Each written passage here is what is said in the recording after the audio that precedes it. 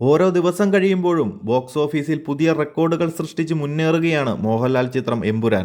ഒരു വശത്ത് വിവാദങ്ങൾ നിറയുമ്പോഴും സിനിമയുടെ കളക്ഷനിൽ ഒരു കുറവും സംഭവിച്ചിട്ടില്ല എന്ന റിപ്പോർട്ടുകൾ തന്നെയാണ് പുറത്തുവരുന്നത്. വെറും 2 ദിവസങ്ങൾ കൊണ്ട് 100 കോടി ക്ലബ് താണ്ടിയ സിനിമയ്ക്ക് 200 കോടി ക്ലബിലേക്ക് എത്താൻ 5 ദിവസങ്ങൾ മാത്രം മതിയായിരുന്നു. അതുപോലെ 7 ദിവസങ്ങൾ കൊണ്ട് മലയാളത്തിൽ ആദ്യമായി 100 കോടി ഷെയർ ലഭിക്കുന്ന സിനിമയായി മാറിയിരിക്കുകയാണ് എമ്പുരാൻ.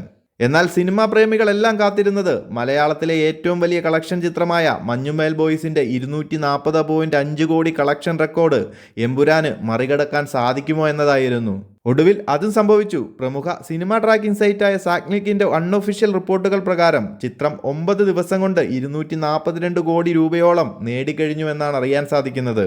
ഇനിയെങ്ങാനും ഇതിൽ എന്തെങ്കിലും കുറവുകൾ വന്നെങ്കിൽ പോലും 10-ാം ദിവസം അത് സംഭവിച്ചിരിക്കും.